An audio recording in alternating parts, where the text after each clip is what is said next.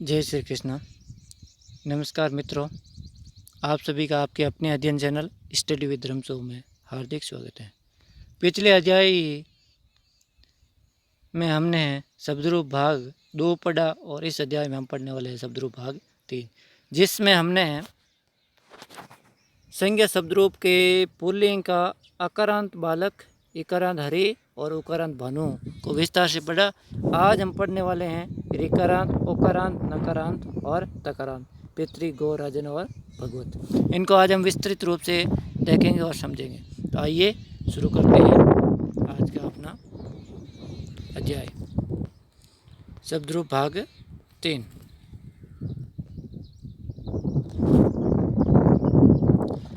सबसे पहले ऋकारांत पढ़ेंगे, जिसके अंत में री हो। जिसके अंत में क्या हो? री हो, वो होता है ऋकारांत। ऋकारांत और कौन है? पुल्लिंग यानी पुरुषलिंग, जो पुरुष जाति को बोलकर होते हो पुल्लिंग। ऋकारांत पुल्लिंग और शब्द क्या है? पितृ। क्या शब्द है?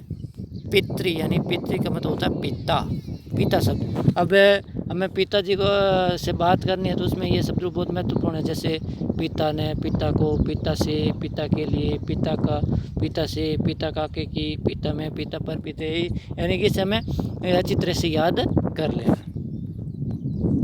जितने भी ऋकारांत है पुल्लिंग वाले वो सब इस पिता शब्द की तरह ही चलेंगे। तो आइए शुरू करते हैं। विभक्ति 3 वचन होते हैं अपने, एक वचनम, द्विवचन और बहुवचन। विभक्तियाँ कितनी होती है? 7। प्रथमा, द्वितीय, तृतीय, चतुर्थी, पंचमी, षष्ठी और सप्तमी। जो 8वां जो संबोधन होता है वो प्रथम विभक्ति के अंतर्गत गिना जाता है। अब देखिए, प्रथम विभक्ति क्या है? पिता अर्थात पिता ने। द्विवचन क्या है? पितरो अर्थात 2 पिता ने, और पितृ यानी सभी पिता ने। फिर द्वितीय हम देखो, पितरम पिता को, पितरो 2 पिता को, पितृन यानी सभी पिता को। देखो पितृन है, री की मात्रा नहीं चाहिए, पितृन सभी पिता को। फिर तृतीय विभक्ति क्या है? पित्रा।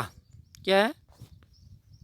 पित्रा पिता से या पिता के द्वारा। पित्राभ्याम, पितृभ्याम 2 पिता से, 2 पिता के द्वारा। पितृ भी अनेक पिता के द्वारा, अनेक पिता के द्वारा या अनेक पिता से।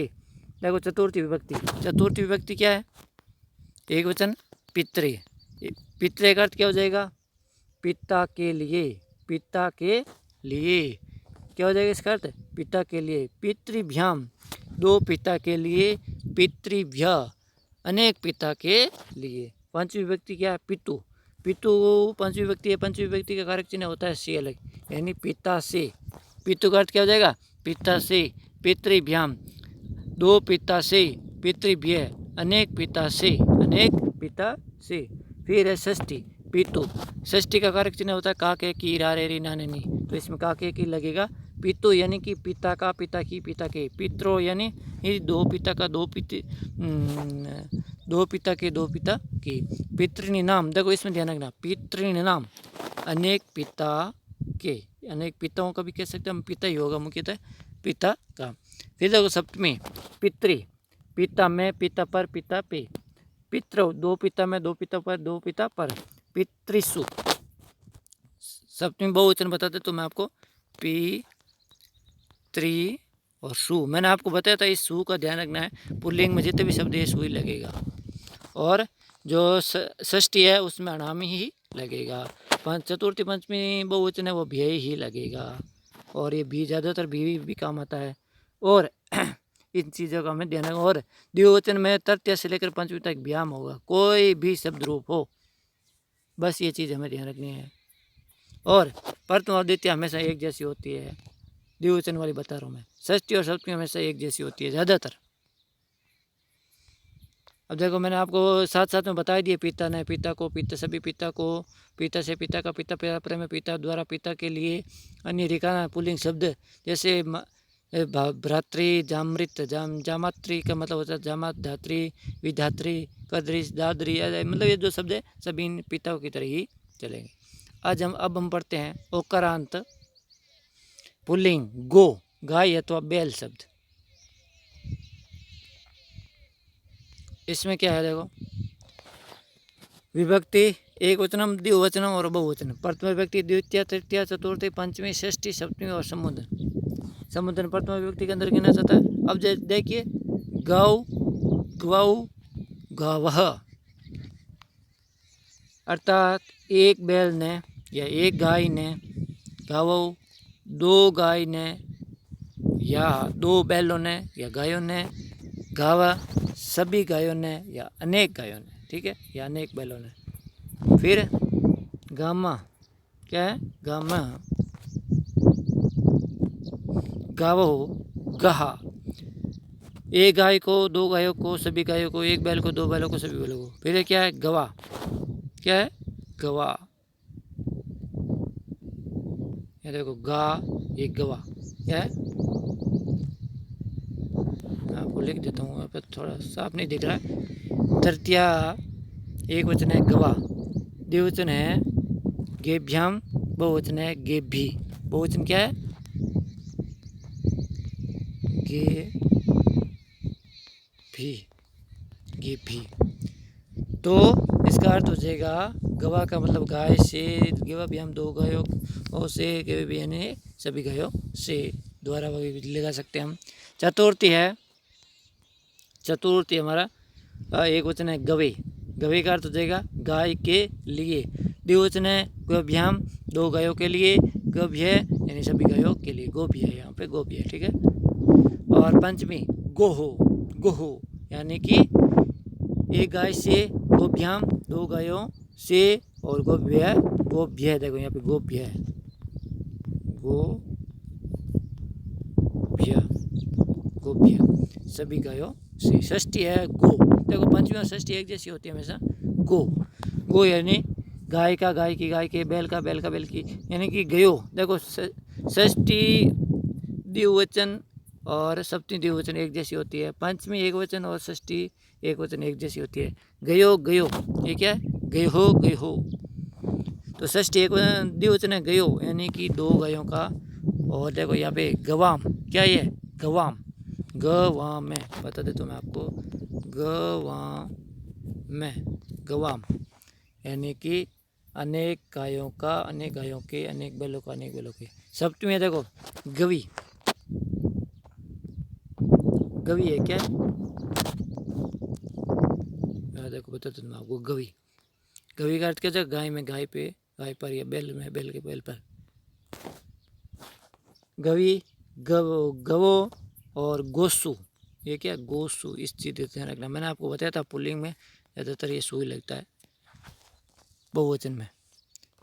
हे गौ, हे गवो, हे गावा, प्रथम विभक्ति के जैसे ही होता है, लगभग थोड़ा सा परिवर्तित होता है। तो ये ओकारांत पुल्लिंग आपको गौ समझ आ गया होगा।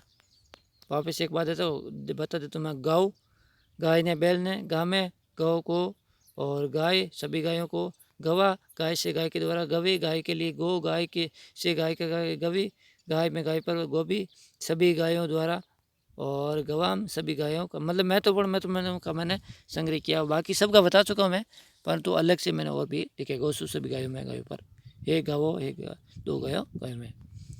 अब हम पढ़ते हैं जो है अपना नकारांत। नकारांत में क्या है, राजन, राजा शब्द है। देखो वो विभक्ति एक वचनम, द्विवचन और बहुवचन, प्रथमा, द्वितीय, तृतीय, चतुर्थी, पंचमी, षष्ठी और सप्तमी और संबोधन। राजा, राजंतो और राजनव और राजना। द्वितीय में राजनन, राजनव, राज्ञ। तृतीय में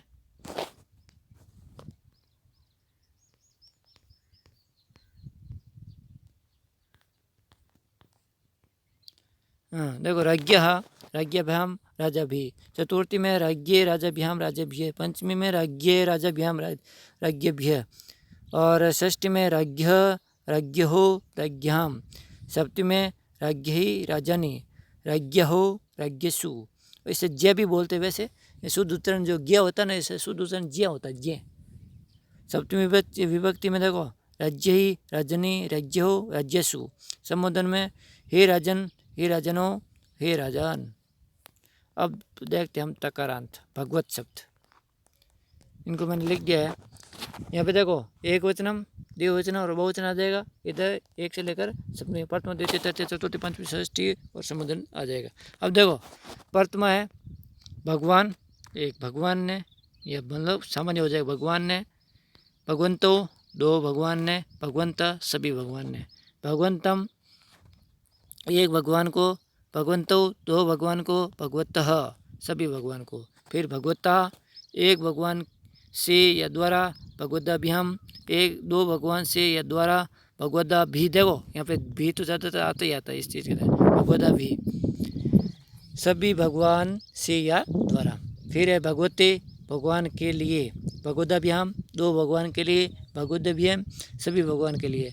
पांचवा है पंचमी व्यक्ति में है भगवता भगवान से, भगवदाभ्याम भगवान दो भगवान से, भगवदाभ्याम सभी भगवान से। फिर है भगवतः, मैंने आपको बताया पंचमी और षष्ठी हमेशा एक जैसी होती है ज़्यादातर। भगवता भगवता में भगवान का, भगवान की, भगवान के, भगवतो दो भगवान का, दो भगवान की, दो भगवान के, भगवताम सभी भगवान का, सभी भगवान के, सभी भगवान की। और सप्तमी है देखो, सप्तमी एक वचन है भगवती, भगवतो, भगवतसु, भगवती, भगवतो, भगवत यानी भगवान में, भगवान पे, भगवान पर, भगवत दो भगवान में, दो भगवान पे, दो भगवान पर, भगवतसु सभी भगवान में, सभी भगवान पे, सभी भगवान पर। हे भगवान, हे भगवंतौ, हे भगवंतः। अब देखो विशेष बात, राज्य सभी राजाओं को, राजाम राजा सभी राजाओं का कि मैंने वो लिख दिया, भगवती भगवान में भी पर, और भगवत भगवान से, भगवान का कि सभी भगवान को। मैंने वैसे सभी का बता दिया है, फिर भी मैंने कुछ आपके लिए और लिख दिया। तो आशा करता हूँ यह अध्याय आपको अच्छा लगेगा। और शब्द रूप जितने भी है सब शब्द रूपों को अच्छी तरह से कंठस्थ कर लीजिए, क्योंकि बिना कंठस्थ के हम आगे वाक्य नहीं बना पाएंगे, संस्कृत को आगे हम नहीं सीख पाएंगे, इसलिए कंठस्थ होने बहुत ही जरूरी है। धन्यवाद। जय तो संस्कृतम, जय तो भारतम।